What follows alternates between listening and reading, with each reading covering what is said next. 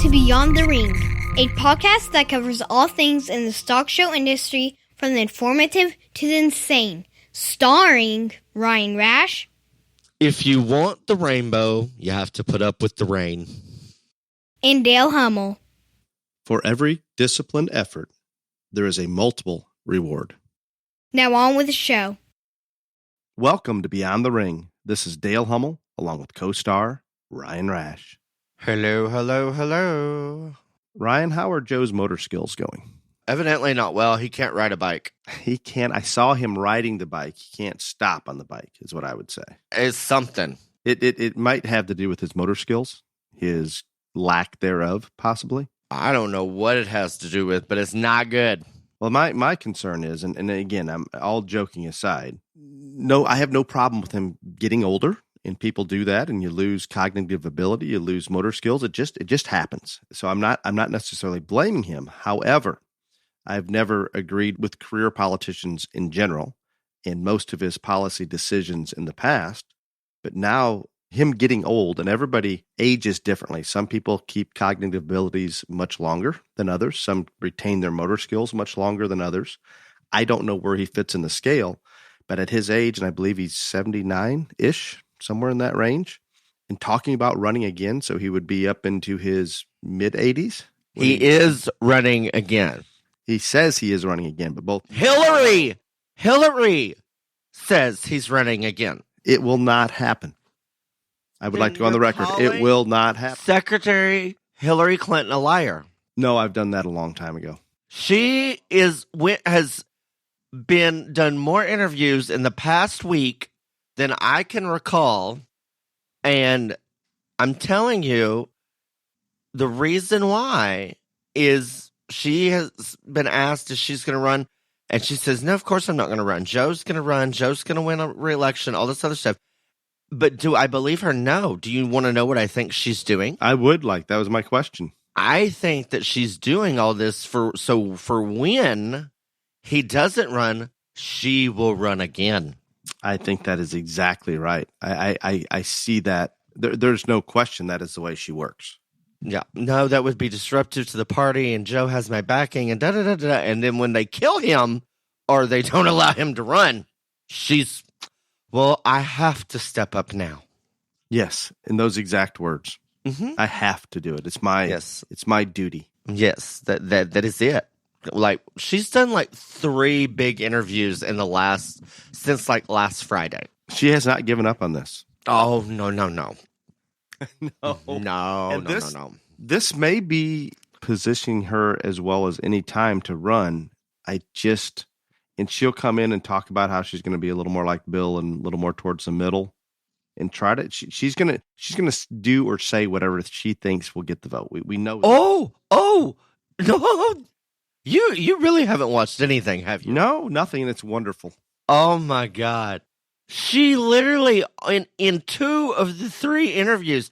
So this whole trans sports deal is quite a mess right now, and I guess the swimming league, I don't know what the exact wording is, but anyway, whoever controls the swimmers, yes, they came down with a ruling that said if you did not transition before the age of 12, you cannot compete in women's sports.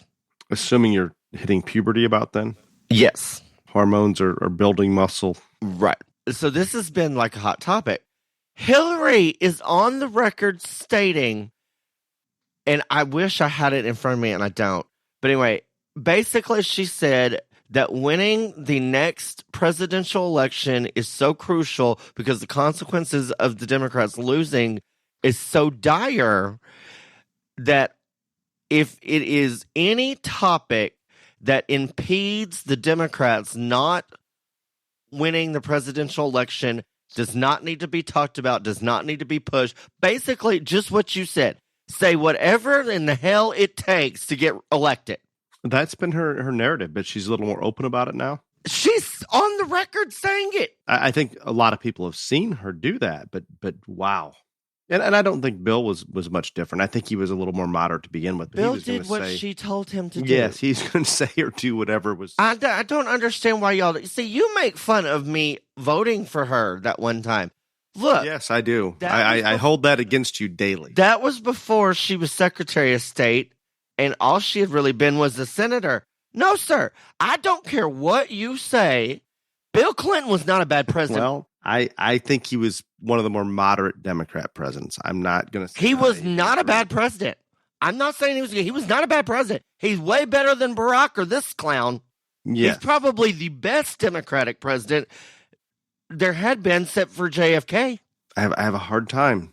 I just kept Go look at the economy back then. Go look at everything. I'm not going to argue this one. And I'm telling you, I- she told him what to do every step of the way. That's why I supported her that one I time. think his presidency was a reflection, or the success in his presidency is that he didn't go extreme, and he just let things happen.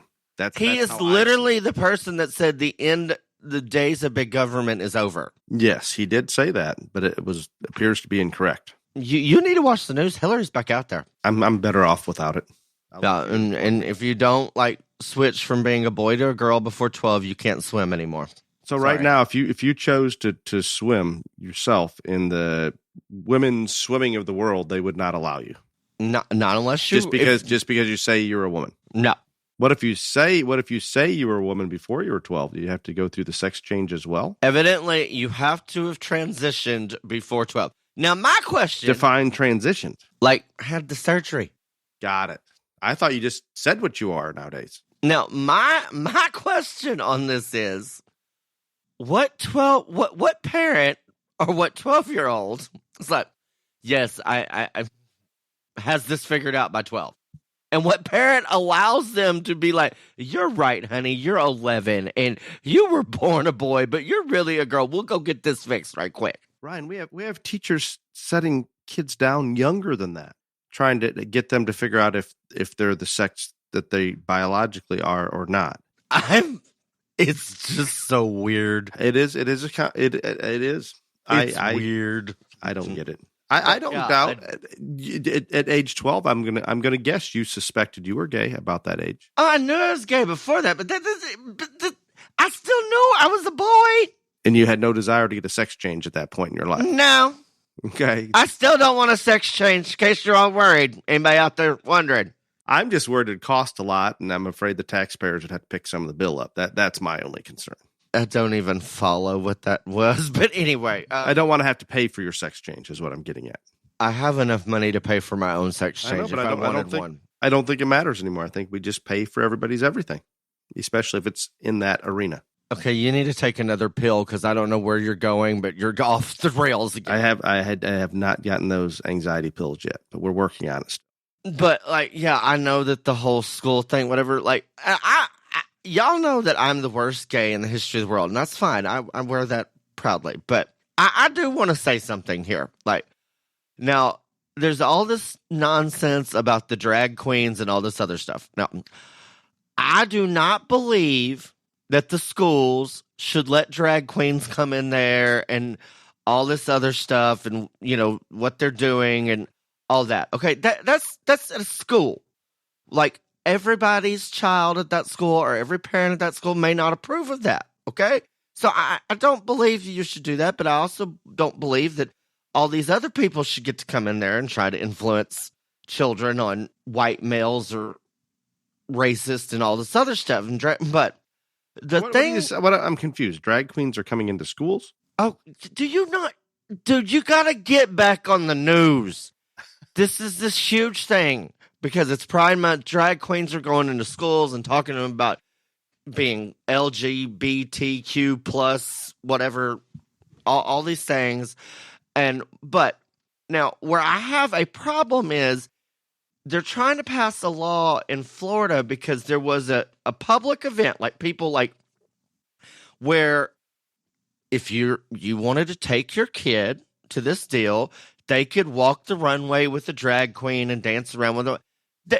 People did that on their own volition. This was not forced on them. They took their child there. These children were having a good time, all that. See, that, if you want to do that, I ain't got no problem with it. Because it's not a school event. It was Right. not forced. I'm with Right. you on that. That's fine. I don't have a problem. I mean, again, I don't know if I would have my little 9-year-old strutting down the runway with a drag queen, but I mean, I don't care. that you can parent your child any way you want to. I mean, they're going to be subjected to this at some point in their life. That's just all there is to it. With where we are, drag queens, transgender, all this other, it's not like you can hide them from it. But like, if you want to take them to one of those things of your own volition and your own free will, fine. But they're trying to pass a law that in Florida, I think that if you're 18, you can't be at anything drag queen or whatever. It's all a mess. But like, yeah, you really got to watch the news some more, man. I'll try to work on that. I did hear on the news, I believe it was on Fox, and I don't hear a lot about the farm economy and things like that, but they talked about farm inputs being up 15% from a year ago. And the problem with that is a year ago, they were higher maybe historically than they've been for a very long time, or very close to it. And we're up another 15%, which is double what the inflation rate is on just products. So the inputs are a problem. Everybody's obviously concerned in our community. If the commodity prices stay high, then we can absorb those inputs. But if not, it's going to be a bloodbath. Dale, I'm very, very disappointed in you. And like, what is your least favorite country in the world? I don't even like saying it anymore. You don't know what your least favorite? No, I country do. in the world. I don't even like bringing them up. I don't want to acknowledge China! them. But yes, it would be China. And since you haven't watched the news, I hope you're sitting down. I am. I thought you would be all over this. I had a text from my son about Taiwan being next. No, it's even worse. The Chinese military has successfully intercepted a ballistic missile while in flight. Great. You know what that means, right? That means that they're just continuing to advance ahead of us. That means even if we wanted to nuke them, they could prevent it. That's what that means, sir.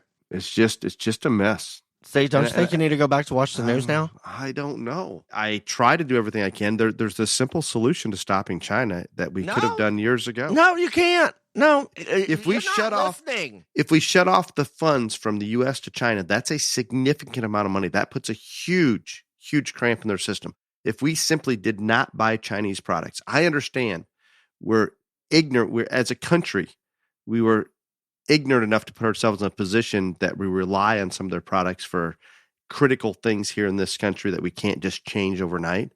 But with a little bit of incentive for small businesses to pick those things up, with a little bit of work and effort from the American consumer to not buy from China, that would have as big of an impact. That's all that I see that we can do at this point, period. And nobody's going to do it. They're just lazier than hell and go out and grab something off the shelf and buy it, whether it's from China or not. Don't care. It's easy. It's convenient. I'm out.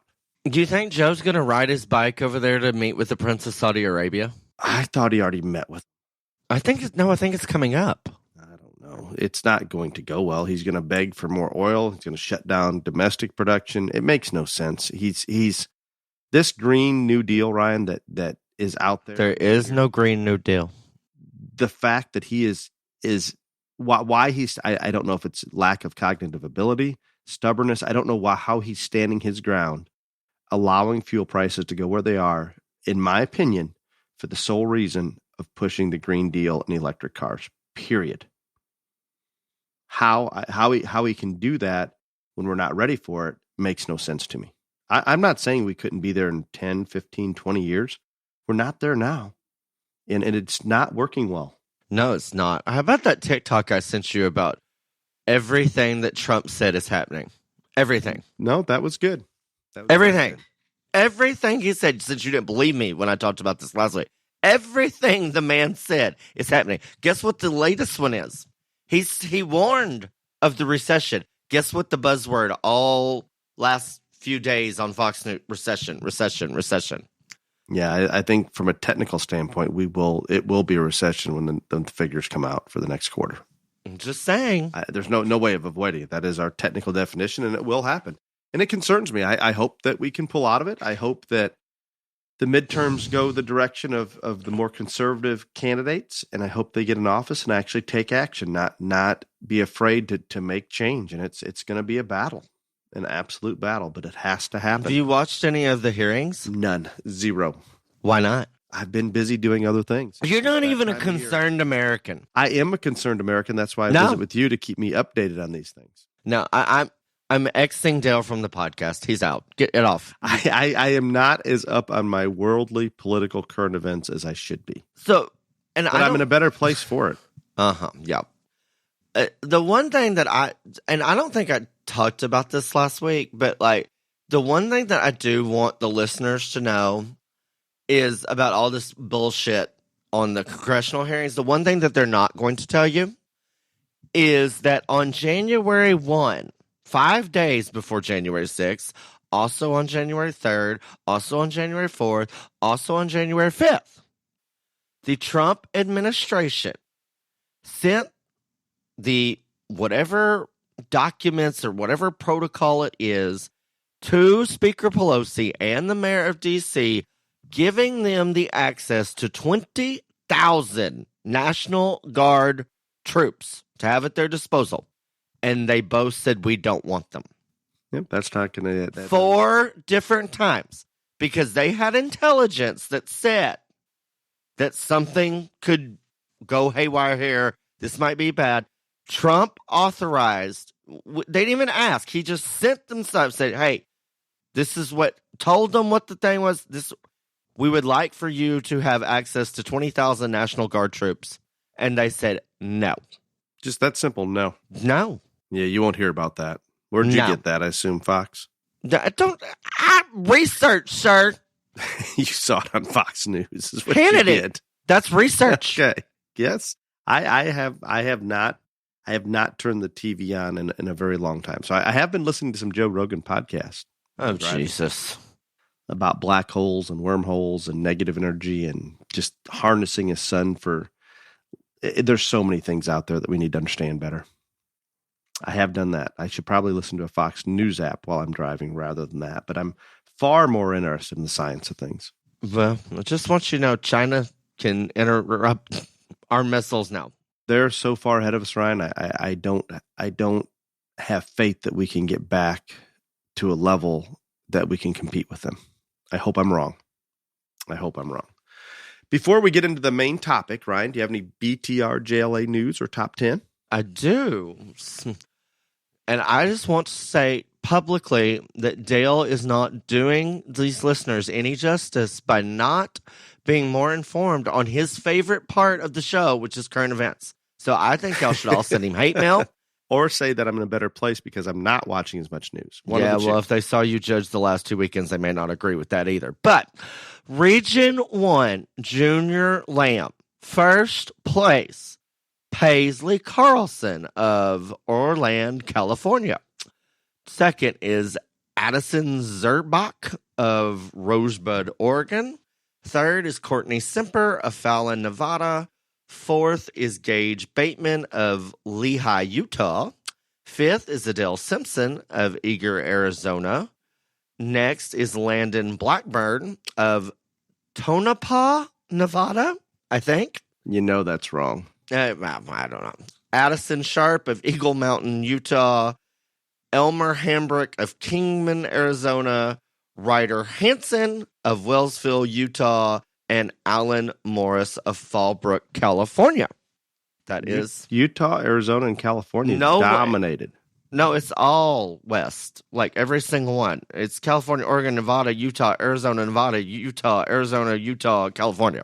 Do you have sponsorship in that region for sheep? Well, very good news that finally we have all of the Region 1 people sponsored. A nice lady by the name of Shannon Stone and her company stepped up and is going to sponsor Region 1 sheep. And I don't have all her information yet, but she's at her county fair right now. And I said, don't worry about that. You do your county fair, you can get it, but she's paid for it. And I'm going to get her logo and her company information after a county fair. But Region 1 is fully sponsored thanks to Curly Cattle Company, Red Hill Show Goats, Cliff Livestock, and ICSB NorCal, and Shannon Stone. But I have other sponsorship news as well. So many of you people have the Showman app, and they called last week, and they wanted to know what was still open for sponsorship and all this other stuff. And I told them, and they sponsored not only one, but 2 They are the Region 2 cattle sponsor and the Region 4 hog sponsor. The Showman app is, and we really, really appreciate them for that. And most shows out there right now are using this, and it's had tremendous success. But putting on a livestock show is a lot of work. Showman is the online show management system that saves you time, lowers stress, and makes your exhibitors happier than ever. Showman gives you the tools that make running your livestock show a breeze, from the first online entry to recording the final results. It's time to ditch the show day headaches and start using the Showman app. And this is just a few things that customers have been saying. Show went off without a hitch. We wouldn't put on another show without it. This app saved me a ton of time and stress. The way we were able to customize your program to fit our show was spectacular. This is an absolute lifesaver. You have no idea how many compliments we've had about our show thanks to the Showman app. So basically, it's a great app if you're putting on a show. I think I looked at the stats, huge, like over 1,000 shows, and this is a relatively new company, but go to showman.app and get on it if you need help running your livestock show. We appreciate y'all very much for being a sponsor in 2 regions, and just thanks. Yes, and I'm not very technical, Ryan, so I'm not as familiar with these things as I should be, but I do hear a lot of good, and it just seems simple that if it makes that show go smoother for those in charge and those exhibiting, it makes sense. Just do it. Yeah, and so now, thanks to people like the Showman app, we have regions 1, 3, 5, and 6 fully sponsored. In region 2, we need a sheep and a pig. And in region 4, we need a sheep and a goat. So, Dale, you're the sheep and goat person. You need to get on this. Sheep and goat person. That's you. Sheep and goat in region 4, and sheep and pig in region 2. And I will get on it. And every region would have a full set of awards, everything, our very first year, regardless of how many people join between now and September 31. There could be 10 people in goats and sheep in region 2, and all 10 of them are going to, even though there's only 10, they all get awards. If all the species are fully funded, and there's more than 10, but I mean, yes. And then the other little bit of BTRJLA news, which I just want you to know, if you're a show, we've made it even easier for you now. Now you don't have to print off a form. Now you don't have to do anything that. Go to our website, go to the Sanctioned Shows tab, fill out the form, and hit submit. That's all you got to do now. You should have done this from the beginning. Dale, you don't do anything. This is simple. This is something that... Dale, you have done nothing for any of this. So I do not accept criticism from you. Recommendations. That seems easier for everybody, the show person and whoever has to input that information. Seems much easier. I would like to thank you to ShowFresh H2O for the continued support. Why did they send you more free stuff? Nope, they just send Clifton money to pay for all the production side. It is simple. If you want to be competitive, your animal needs to maximize water intake, and ShowFresh H2O will help with just that. Too much time, money, effort goes into these projects not to make sure they're fully hydrated. It's simple. ShowFresh H2O can get that done or help with that whole process. So thank you, ShowFresh H2O, for your science-based product and willingness to give back to the stock show youth. It is appreciated. We do greatly appreciate them, and I know that they're working on getting their product out there more and doing some really neat, cool things here in the future. So don't send Dale any more free stuff. Send it to actual exhibitors. Don't send Dale any more free stuff. Got it. Main topic time. Yes. Follow the leader. Judges that do what was done before and use the team that will get them to the next show. Yes. Does this happen? Unfortunately, I think it does. Yeah. I mean, I'm afraid it does. We need to discuss it. It's not going to be very popular with some, but it is real. And I'm going to come out real quick here and we're going to talk. It's going to lean into the political things. It's going to cover a little bit of everything. But it does appear if an animal goes out and wins early in the show season, there are judges more likely to use that same animal, irregardless of maybe how it looks on that given day. And I call this the safe zone. When a judge may not be real sure or is confident in what they're going to do, that's a safe place to land because it's already won. I get it in some situations why it's happening. I don't necessarily agree with it. And there are animals that go out there and win that early show that are darn sure good enough to win every other show after that. So those exist as well. But I do think there's less independent thinking going on than there should be. How's that? Well, I think it's just real simple. Like, if putting, with the advancement of the internet and social media and all these things here, like, it wasn't 50 years ago or anything like that we didn't know who won every jackpot show in the country. Now we do.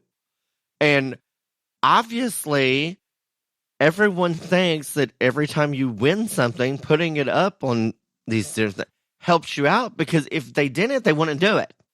Like, every time an animal wins a show, it's not just the exhibitor that posted or the exhibitor's family, it's the sire, it's the broker, it's the person that sold, bought it from the breeder, that sold it to the broker, that sold it to the used car salesman who, might have clipped a Duclaw or something. Like, everyone does it. And so obviously they think that's giving them an advantage. And I'm not saying it's not. I do think that, just like Dale said, I think there are animals that are able to win all throughout their career. I'm also going to tell you that more times than not, those animals don't go to every little jackpot show in the country. I think some of those pictures that go up, and I'll post pictures of youth that win. And you posted one of the carcass champion from San Antonio the other day. Exactly. One that not only looked the part in terms of visual aesthetic. You and your, you put big ring presence. And I got to bone to pick with you on this right here. And this is, he rants all the time. He rants all the time. So, yeah, you rant all the time. So I'm going to rant. We had this discussion after Louisville because I hate that term. And you said, I don't even know what big ring presence means. I believe yes. You're mistaken. Oh, no. Again. No, I'm not. I use that in write-ups all the time. No, you did not. Till I told you about it after Louisville, and I never noticed it before. And now you were a terrible person.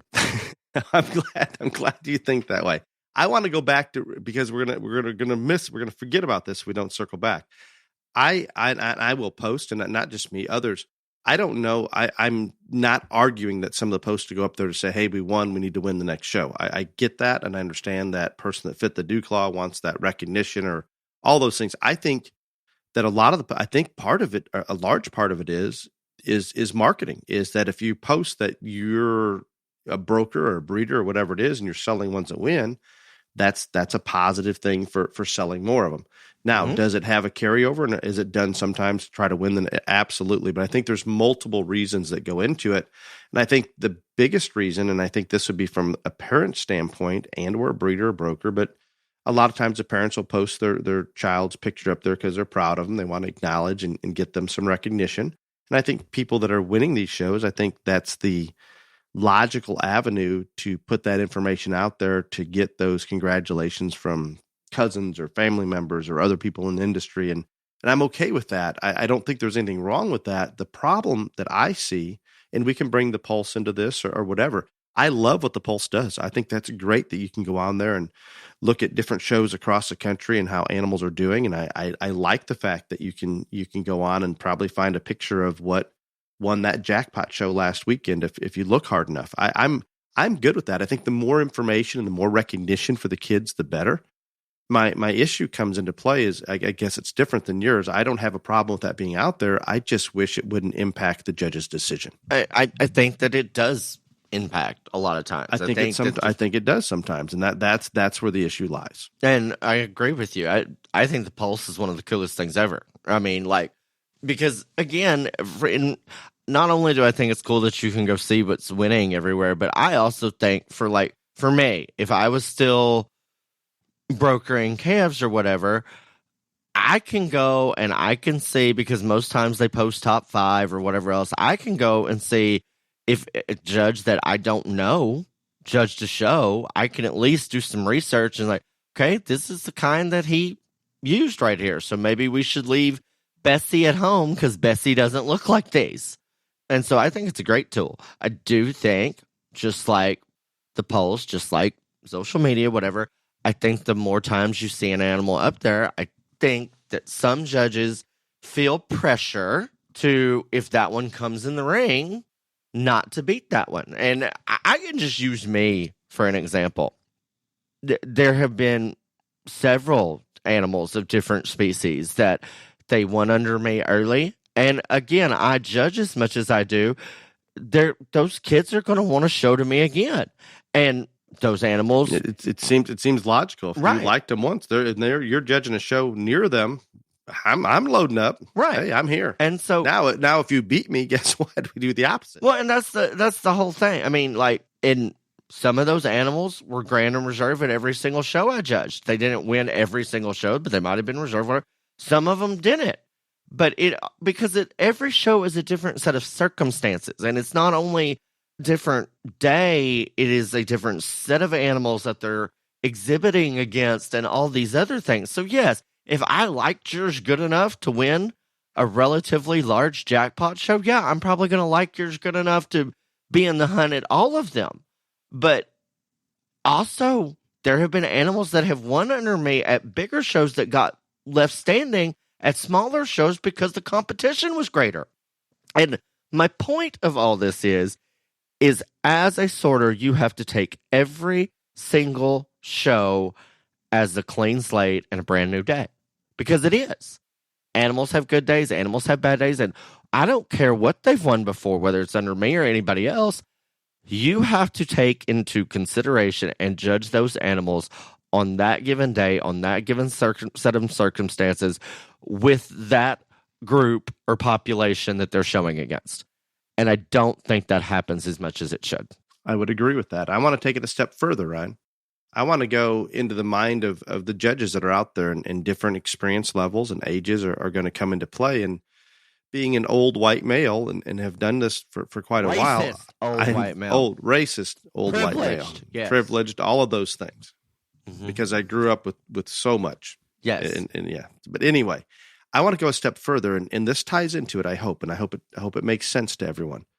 When you're standing out in that ring as a judge, I'm concerned that some judges are more concerned about, if it's a 2-ring show, what's going on in the ring next to them to try to do something similar. And or just what Ryan's talking about, let's find that kid or that animal that has won some shows earlier in the year, so it works. Maybe spending more time thinking about what others think should win, or what has won, or what would be popular to win, rather than selecting what they believe in. Yeah. If that makes sense. Everybody has a type, but that doesn't mean when you step in the ring that you're going to do what your conviction tells you to do. Sometimes we will stray because of other factors coming into your mind and into play. Yeah, I think probably, while I love multiple ring shows, I think the thing that people gripe about the most is just what you say, that whoever's in, they're trying to make sure, or they're constantly looking over there to see, did he use the one I use, or what's going on over in the other ring, and all this other stuff. And I think that is an issue at times. And like, again, especially if it's somebody you really respect on the other side, there's going to be a subconscious thing that, man, I hope we do them similar. And I think there's just a fear of people when a lot of judges, I think this is the majority, that if you're doing one of those double ring shows, I think they fear being vastly different from the other person, because then somebody's going to be better received and somebody's not, is, I think, the fear. And I think that pressure's there. And I think you can even take it beyond that when they see something that came in that they recognize from another show, I think it's there as well. I think it's more in the moment, that ring A, B, back-to-back thing. But even the previous weekends, I think there's that fear there that, wow, if I don't get it similar, these were some of the same animals that were at show 2 weeks ago. I need to get it similar to it. No, that's crap. Just go in there and sort them. And you don't have to sort them like I like them or like Ryan likes them. But I tell you what, whatever your background and your experience is going to push you in a certain direction. My personal opinions are, from a breeding standpoint and working with families across the country, I like animals that are harder to make. I like the fundamentals being there. And sometimes Ryan gets a little upset. They need to meet the criteria in terms of muscle, what if we're going to use the word carcass, Ryan, on a market animal. Ugh. Meet those basic criteria, and then load up as many bells and whistles as you can possibly put on them. Oh, Lord, at least you didn't say check all the boxes. You used that and big ring presents. I'm telling you, you're off. Done, cut off. So I can go out there and it's not. I promise those young judges out there that are just getting started. I promise you, it's easier to go out there and do what you believe in and what has formed opinions in your mind from the past, and just use those kind rather than worry about what's popular, what's not. It may not be. I can promise you that, and this is maybe a bad thing, Ryan, but it is what it is. When I go into any species, I'm not necessarily following a trend. And maybe I should be, but there's a certain type of animal that I like, and it's a similar type, I think, across species, that I'm going to continue to use irregardless of where that trend is. Now that screws some things up. I'm not arguing that, but I'm not going to change what I'm doing because 5 other judges decide they're going to make this specific trait a priority. Just is what it is. No, and I think the biggest thing that people need to remember when they're sorting a show is whoever asked you, they asked for your opinion, not the opinion of 900 people that judged 10 weekends before you. And again, I'm telling you, I have watched more shows than more days than I've been alive, for sure. But I have a great respect when I'm watching, whether it's, and most times it's the Jackpot Show. If they aren't the same way or whatever, I respect the fact that whoever those people are, or if they beat one that might have won a lot, if they say the reasons why they did it and their criticisms of the animal are valid, I have a great respect for those people, because I know that took a lot of guts to do that, because it'd have been a lot easier just to do what everybody else will do, or be a lot easier to follow suit with the guy in ring A, because if you're vastly different, then again, some people are going to like you better. Some people are going to like the other person better, but it doesn't matter. When I see those things happen, I know that person is being true to what they actually want in livestock, what they believe, how they're placing them, all that stuff, instead of just doing what everybody else does. Now, do you still need to be very accurate in terms of what you say about them? Absolutely. And that's the thing. I think now more than ever, and this, I don't know how to stress this enough, but now more than ever, between Snapchat and live streaming shows and all this other stuff, more people are going to hear what you say on the mic but now ever before. And this is going to get a lot of hate mail, and I don't care because it's the truth. I think the large majority of people sorting shows do not pay enough attention to what comes out of their mouths on the mic. And that's another podcast topic, but man, that in terms of accuracy or just terminology or everything? Accuracy, all of it. Like, they will a lot of times they will just lie. Well, I don't know if they're lying or they just don't see it. I don't know. I know maybe in some cases it's easier. And when you get into some of those shows when the microphone's not very good or that didn't have anything to do with that, Dale. I'm just saying that in some situations you're gonna put less effort into it. But I agree 100% that irregardless of how you have those darn things lined up, you need to describe those pretty accurately. Right? Dale, we sat beside each other at major shows this year and listened to several different judges talk in several different species. And you and I had this conversation, and you were exactly with me. So don't tell me that it was a microphone problem or that. I'm not arguing that part. No, I'm saying that there's some situations where I'm sure judges aren't putting everything into it because of whatever that is. But that is bullshit in its own right. I agree, but it's just going to. I don't think we're going to change a lot of that. But if we can get some of them to think about, let's use an example. And I don't know if I should do this or not, but we're just going to do it. Okay. The past couple weekends, Ryan and I have judged, I guess you'd call them back-to-back shows together. And sometimes we were vastly, vastly different. Other times we're pretty close, depending on the breed, the species, all of those things came into play. Ryan, there was a doe that I had used a little higher than you this past weekend. And I don't know, I think you had her third or fifth in class, and I got her all the way to a third overall. But when I stop and think about that, I have no doubt we described this animal probably almost the same. It's a matter of where the priorities went. It was a doe that was just opened up and massive, and I called her a little too much outside herself up front, but appreciated all the other unique traits. And I think you came in and said she just wasn't acceptable in that area, and you're going to beat on her a little bit harder, and that's perfectly fine because I think you explained it. I think we both explained it, but that animal is going to go in various directions just because of our thoughts and our background, all those things that come into play. And in that, I didn't even shock me that where you put that individual animal. And actually, when I'm judging that, and you're in the ring next door judging sheep, I'm going through my mind. I said, I just grabbed a hold of one that I guarantee you is not going to get along as well in the next show. Just in the back of my mind, boom, happens, done. But does it affect where that animal placed? Not whatsoever. I guarantee you, when you walked in that ring, or maybe not this animal, there's no question that you have it in the back of your mind. Well, they'll probably like this one, but it does not matter to you whatsoever. I don't believe, and at least it doesn't appear to, that you're going to sort them how you sort them and talk about them. Period. Why can't we just do that? Isn't that simple? That's the whole purpose of this topic. Like, why can't we just do that? Like, why can't everybody just do that? And I think that is something that needs to be addressed. And I think it is. I think a lot of it may be subconscious because they've seen this animal, they've seen this group on the polls, on social media, whatever. They know that it's won a ton. I'll just go there. I think there's a lot of people, especially if they know the judge, be like, hey, we've won like 5 shows and we're coming to show to you this weekend.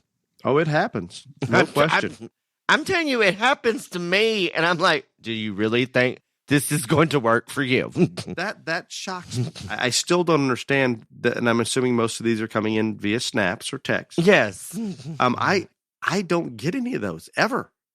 And I don't understand why, as vocal as you have been, that not only does it not help you, but I'm going to take it a step further. Subconsciously, I'm not saying you're doing this intentionally. Subconsciously, you're more apt to beat them because of it. I don't understand it. I do. I mean, I don't understand that deal in general because I don't care who you are. I take it, this is how I always look at it. I think when something like that happens, you don't think that I am intelligent enough to find your animal, and therefore I need help. Evidently, nobody else takes it that way. That's how I take it. Or easily influenced, which I would take as just as strong of an insult. Right. Either way, you want to look at it. That's how I take it when those things happen. Evidently, other people don't take it that way, don't get offended by it. But that's how I take it. Like, okay, I'm not smart enough to, and it's the same thing. It's the same exact concept when the herd of fitters, like flock behind the animal into the ring. Okay, again. Who of which you may not even know anybody in the herd. Exactly. But I'm like, it takes 12 of y'all to let me know this isn't big, important, whatever it is. Like, I mean, seriously. But I must look at things differently. But I do think that happens, and more times than what we want to talk about is like, hey, we've won the last 5 shows, come show to you, whatever, hope you like ours, etc. Like, again, I still get those things almost, I'd say at least once a month, and I don't know why, but it just is what it is. So if I'm getting them, as you said, as loud and outspoken as I have been on this topic, then I can't even imagine the numbers that other judges get. No, I agree completely to that. And I'm going to let that lead into another subtopic here a little bit. And I don't know necessarily how to approach it on a delicate manner, but rather just call it what it is. And we're sliding a little bit into political pressure from breeders or various brokers or camps, we'll call it. And I'm not talking about when we go to the county fair and your cousin's sitting in the bleachers and you don't win, and that cousin associates a judge with the person that wins and has no idea what the animal looks like or what it should look like.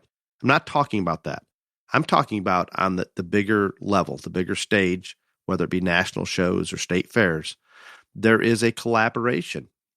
No question that some of these breeders and or brokers or camps, whatever you want to talk about, are trying to do their best to promote their judges and control those judges. In it's locked down a lot tighter than what you would think when they push a judge into a show, especially a younger judge that wants to continue to judge. Their assumption is if they use them, they'll get pushed to more shows. And we have got to take this out of the puzzle. We just have to. Unfortunately, and Ryan, we've talked about this so much, those that are hiring judges at multiple levels are probably not in the trenches. They're not going to know everything that those exhibitors are probably exposed to. And guess what it takes us back to for a solution to this? Let's have the input. Yeah. Let's let the exhibitors have some input. Exactly. That will, it doesn't matter whether we're talking politics or that judge doesn't want to think for themselves or using something there is one simple solution, and it doesn't matter how far off it's going from that judge or what reason. If the exhibitors are unhappy with that judge, they're not going to vote him in. That solves everything. That takes, I'm not saying it'll be a perfect world, but I tell you what, that is going to correct so many of those things because the judge knows, well, I'm going to piss off 90% of the people here, but I'm going to make those happy that count, and I'm going to get that next show. That is all of a sudden gone. That's gone. the whole beauty of letting the exhibitors vote and have input on the judge right there. Just what you said. Because yes, unfortunately, there are times, more times than we'd like to say, at all levels of stock shows, that somebody's going to be out there and be like, well, maybe this is, I don't know if that one needs to win, but I know that X, Y, and Z will help me get this job, or they got me this job, or whatever. So I may make everybody mad, but he's the one that got me here, so he'll be happy, and I'll get to judge another one and a bigger one. So I'm just going to do it. Well, that's fine with the current system, because that can work. Not only is it fine, you flourish with that system. Right. It is something that flourishes with the current system, because there are people that have ties to people that select judges at national levels, state fair levels, whatever, and they get asked. And I'm not saying these people aren't intelligent, or they say, well, who do you think should do this? And they tell them, well, they're going to tell them that person that we just talked about, that maybe when they shouldn't have won, they let them do it anyway, because all of us want to win. That is the purpose. No question. And so when they're in that position, they're going to tell the people someone that they think they have a higher probability of winning under. Now, the 90% or the 95% that judge made angry has no say, and they have nobody speaking for them to this person. That is the beauty in letting the exhibitors vote. And you got into this, and that's important, but I do want to say the one thing, the thing that probably drives me crazier than the herd of fitters following the animal into the ring, or the Snapchats or the texts alerting me that their great one is coming to whatever show. Do you know what my biggest pet peeve is? What would that be? When I get announced to judge a show, whether it is a jackpot show or it is a state fair or a major, it does not matter. And and this happens every time. Somebody, hey, I got you that job. You didn't get me shit.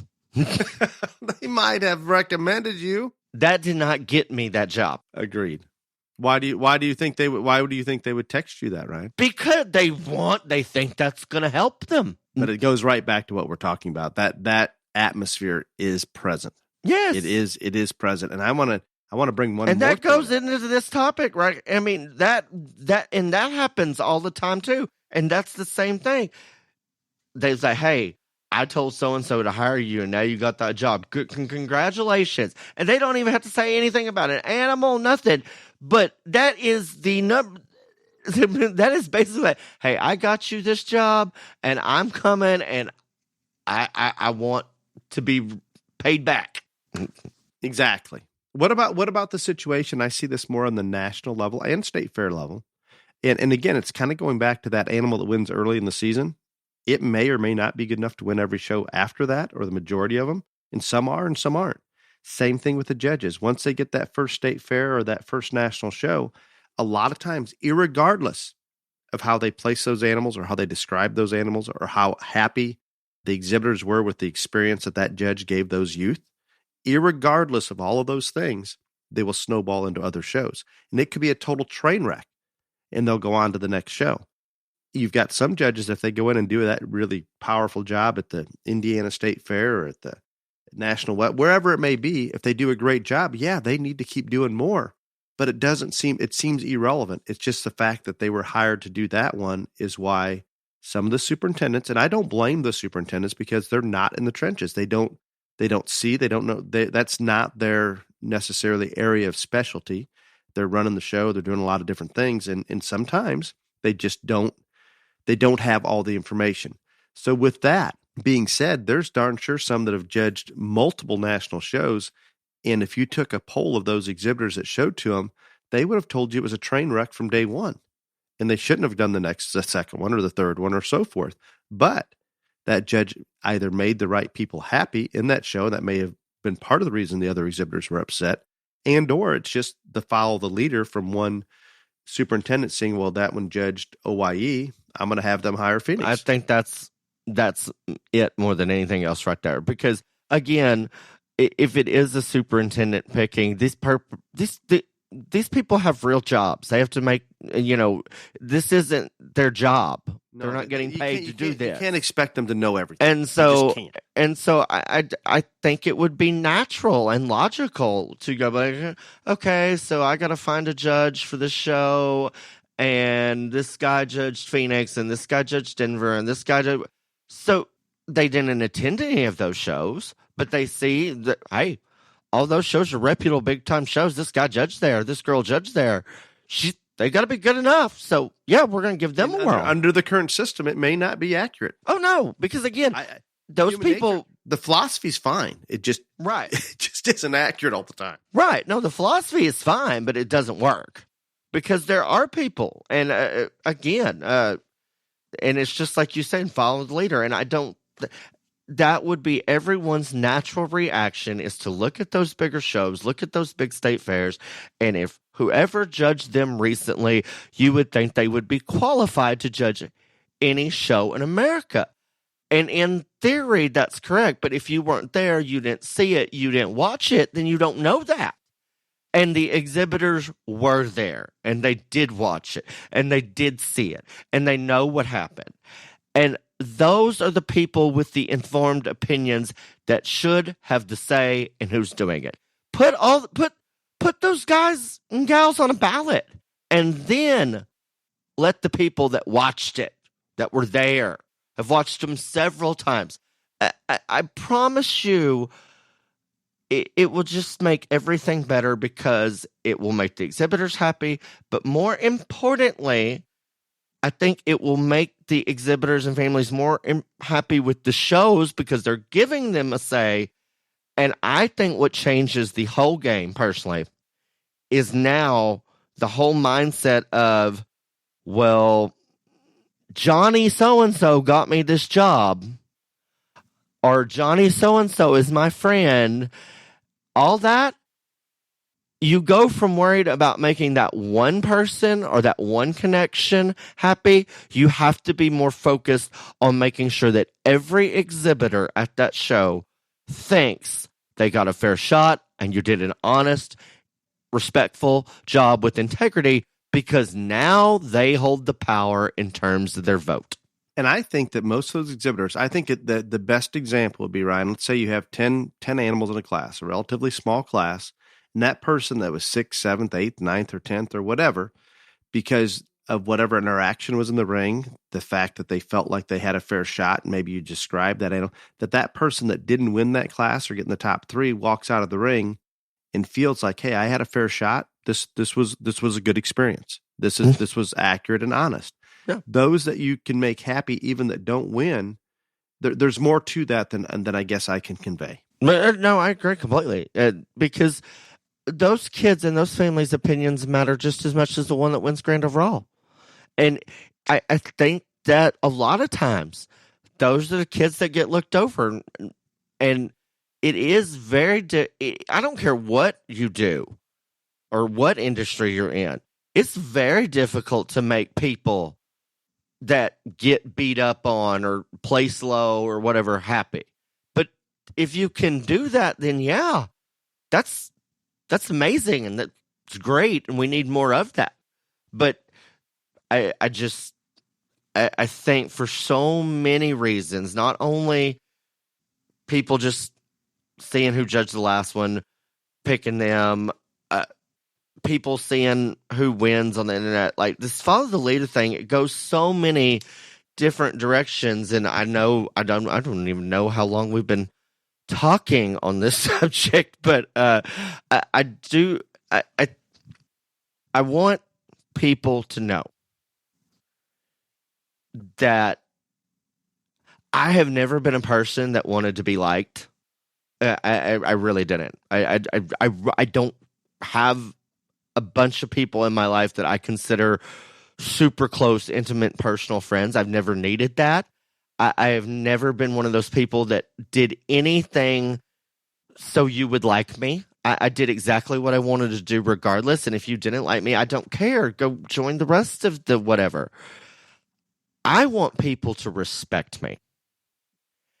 And I promise you, as someone who has literally had to go through more than any other person in this industry to fight to get the jobs that I have, that respect is way more important to me than anyone liking me.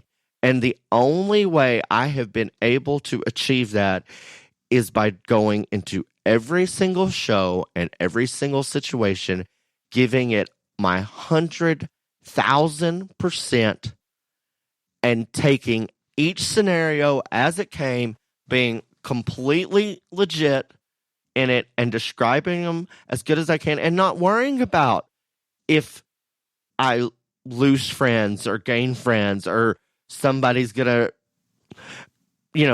put my name in at the next show or anything like that.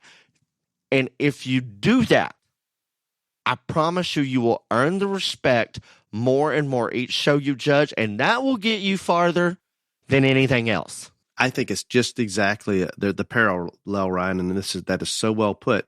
I talked about in the last couple of Grand Drive speeches that we have such a woke society that people aren't expected to show up at work. Younger people are doing less, feeling more entitled, that they don't have to go out and perform. They should be given whatever, whether it's from the government or the corporation they work with or the small business they work with, all of those things. So work ethic and responsibility and attention to detail, we're losing more and more of this with each passing year with our younger generation. And the fact that we've got kids out there busting their butt in the show ring and the show barn every day and developing those things that we've had forever is now more of an advantage than ever because of the gap between them and the rest of the world. That's a great thing. We like that. Sad for the world, great for those stock show kids. The exact same thing in the judging arena right now. There's so much of the, I guess, worry or what we've been talking about today.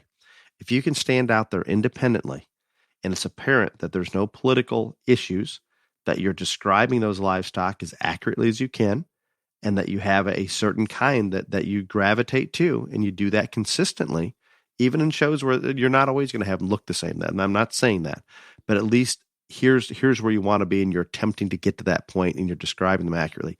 I think that person that stands out there and does that right now is going to benefit more than ever in history, because there's fewer of them doing that. And I can throw it on myself. My personal example for my younger person judging shows at a very young age when I was still in college and into grad school. I promise you, when I'm standing out there in the ring, I'm thinking, shit, did this one just come off a national junior show division win? Or those things were going through my mind at that point rather than just sorting livestock. But the more mature old white male, as Ryan would put it, old white straight male, when I step into the ring right now, I could care less what that animal did yesterday or across the ring or last week, or where maybe I think it's going to go in terms of other judges in the future, but rather where I think it is there today and where I think it's going to progress to in terms of what I like and the traits that I've become very, very set in my ways. Here's what I want and here's where I'm at. it's so much simpler, and I could care less whether I judge another show or not. I've got a lot of things that I enjoy doing in my life, and I enjoy judging shows, and I'll continue to do those things. But that's not a factor, and when that's no longer a factor in your mind, when you're standing out there that you're worried about getting asked to judge that next one, do you want to know how much easier it is to sort those animals, Ryan? And I don't know how to stress it enough. Like, I promise you, I know people are just sitting here are going to listen to this and think, oh yeah, of course Ryan can say that. But it is something that I promise if you just go out there and do you, and then describe them as accurately as you can. It doesn't have to be fancy or funny or any of those things. If you are that personality, yes, that helps, and get with it.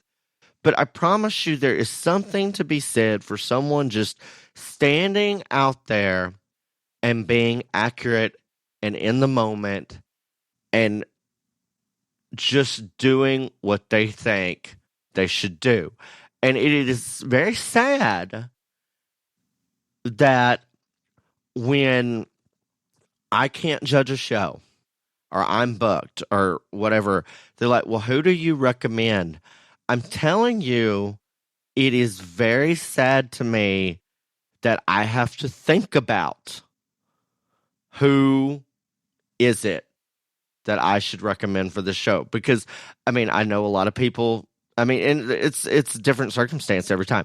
A lot of people, some of the people that I would recommend aren't going to go do that show because they have real jobs during the week or whatever else. But it should be where I don't even have to think about it. I've got 5 people that are perfect for that job, regardless of circumstance. And that's not how it is.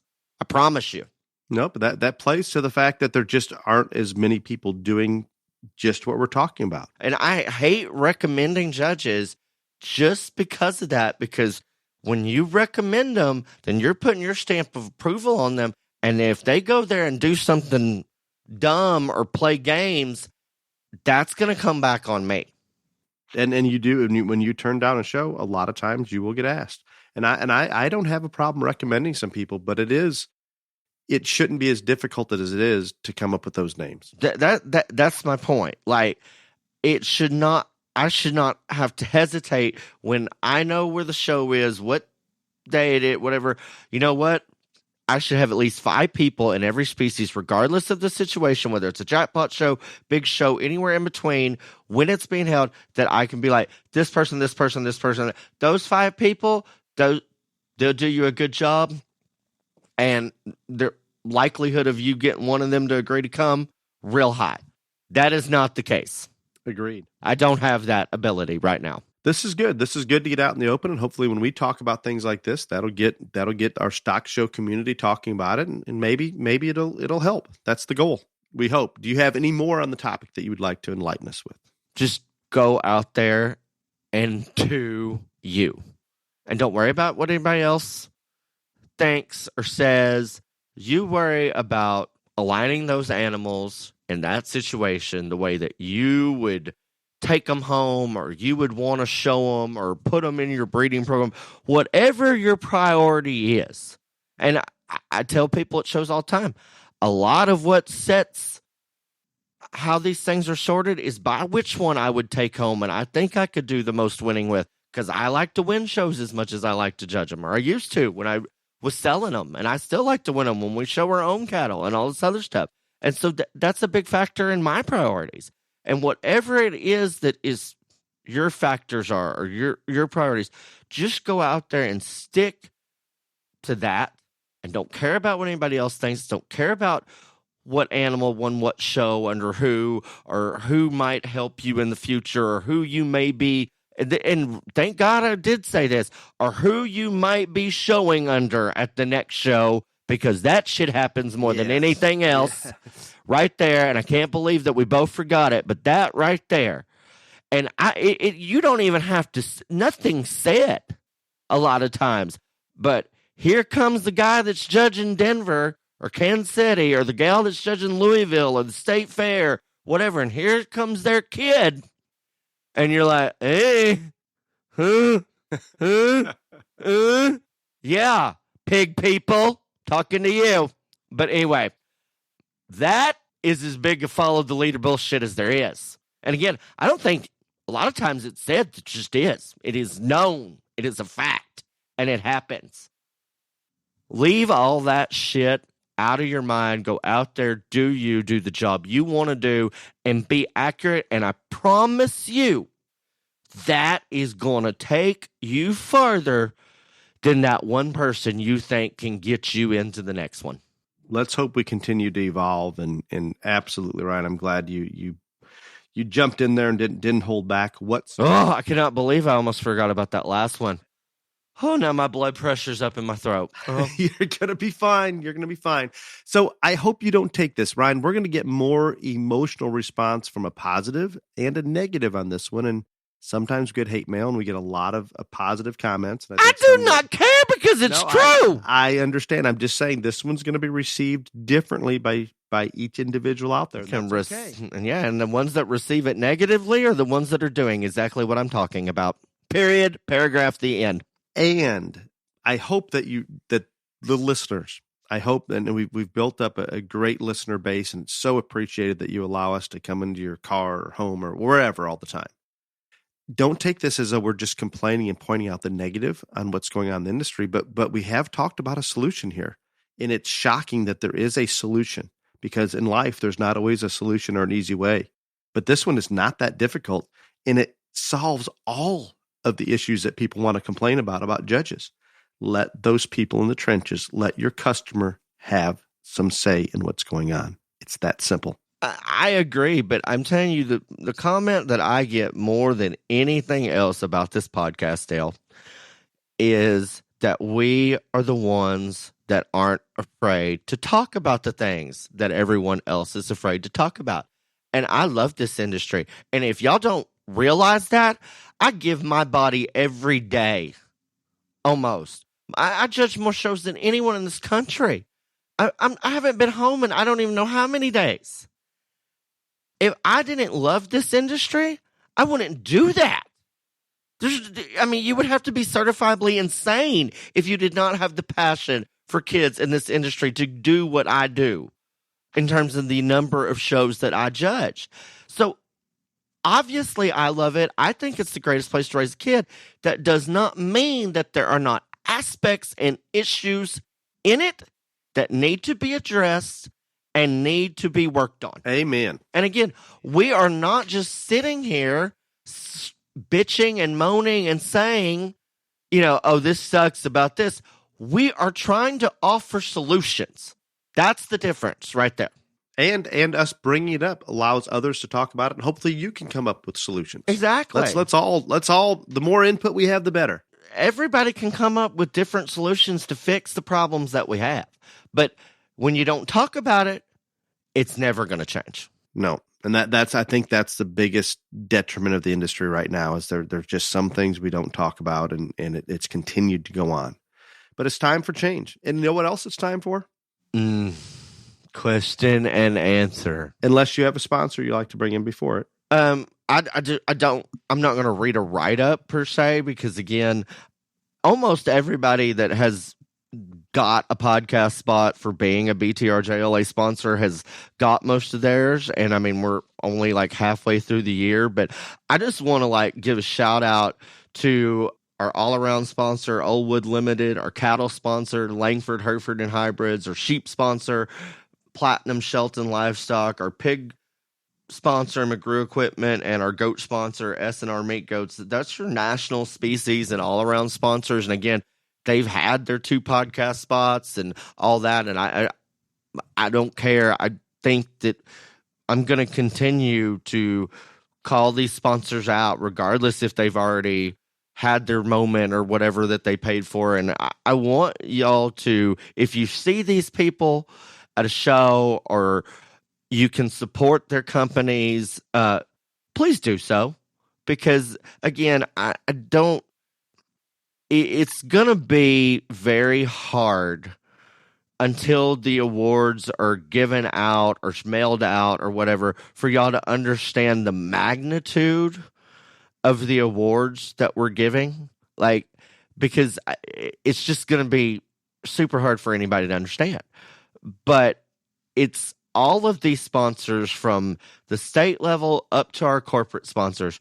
Without them, we could not do this because we let show sanction for free. And so if we didn't have the sponsors, none of this would be possible. And again, if you'll go on our website, the sponsors are on there. Send them a note, email, something. Just thank them. Or if you see them or know them, can support their business, please do so. Excellent, excellent, excellent. Okay, question and answer. There's nothing that you're going to bring your blood pressure down on these questions. Oh, good. Question for Ryan and Dale. Except this, we're just going to make it yours. Thanks. I was at a show in the Grand Drive with my heifer. Coincidentally, when setting up on the profile view was in front of the announcer stand that had Christmas lights strung out on it. My heifer kept trying to eat the lights and wouldn't stay set up. I kept circling her back into my spot. The judges were looking at me, waiting for me to get set up as if they were going to pick me to win, but picked another heifer instead and me reserve. I was wondering what I should have done as a showman and what you all would do if you were judging and this happened. This comes from Aubrey. Well, Aubrey, I'm going to tell you what you should have done is you should have moved. You should have, I mean, if it was that big a problem and the heifer was that enamored with twinkle lights, take her out of that position and go put her at the end of the line where you can get her set up and you can get her stuck. I'm not being rude. I'm just saying that's what I would have done in that situation. And I have been in situations in show rings. I have had kids in situations in show rings where there is a plant or there is a decoration or there is something and it is making the animal not cooperate to the ability that I know it can. And that is what I have told, what I have done or what I have told every kid that's ever shown for. Get out of there. Move. And I promise you, if the judge comes up and asks you why you move, explain it to them. And no one is going to hold that against you. I'll be honest with you, as a judge, I don't, especially in the Grand Drive situation, I'm pretty set on what I'm going to do, so I don't think it would have affected me. If it was to the level of distraction and it was a close decision and I could not see your animal being stopped, I would have probably asked you, if we move your heifer to the end of the line, do you think she'll stand still? And if you said yes, then we would have probably done that. But I'm going to tell you, I don't know many Grand Drive situations that I've ever been in as a judge where something like that would have affected how it was going to shake out. Agreed. I didn't need to add nothing further. Justin gives us the next question. While showing cattle, if your kid's calf gets loose, should I, as a parent, go help them get it under control or let the kid in the ring help do it? I think it depends on the situation. First off, and only parents or the people that help them know that, is the animal to the level of crazy that animal could hurt the exhibitor, the ring help, or another exhibitor? If that animal is to that level of crazy, then yes, get your ass in there and help. Right immediately. Don't ask. And that is a real life thing. I think if it's not, the animal just gets loose, having a bad day, whatever, let the show officials and the ring help try to get the situation under control. Now, if it comes to the point that they can't get that animal captured and caught, and they're running it around and hyping the animal up and all of those things, making the situation worse, that is when I think it is okay for a parent to come in and try to take control of the situation. But at first, let them try to do it. If they can't, and it is making matters worse, and you know that you can get in there and can get the situation under control, I have absolutely no problem with a parent coming in and helping out in the situation. Excellent, excellent, excellent. The final question. Why are hairy cattle king in the show cattle world? Would love to hear your all's opinion. It's bullshit. I like hairy cattle. I'm okay with them. It's the end. It's bullshit. The end.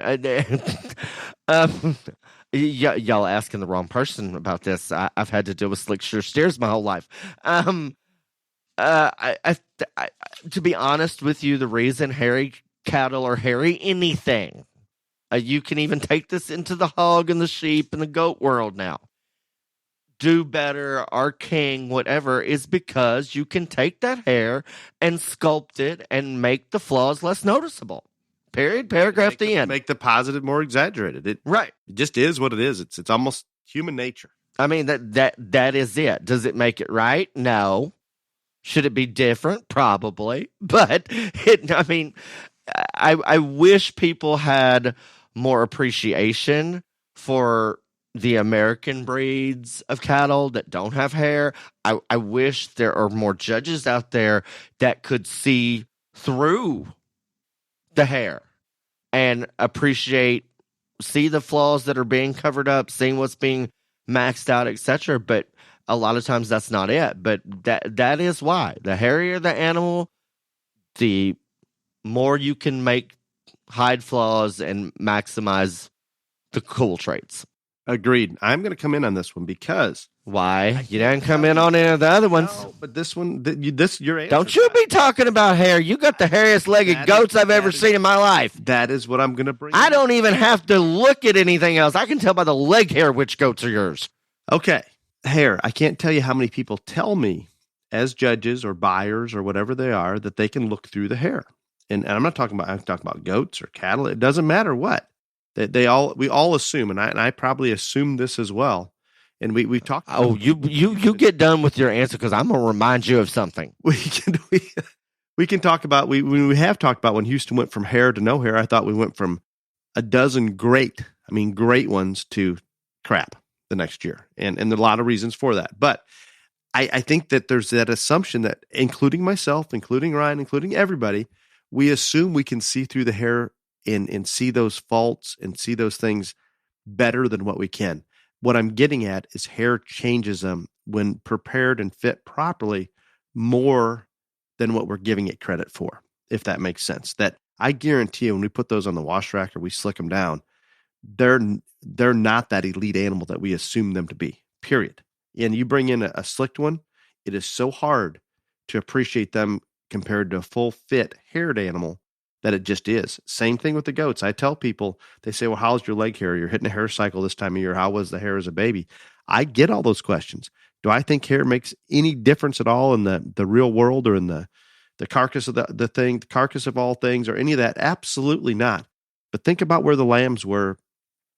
Go back to when we didn't have leg wool on lambs. And people could show them that they got a long line. Well, once we started getting leg wool, do you see a lamb that's competitive now, Ryan, walk in the ring without leg wool? No. No. What did we?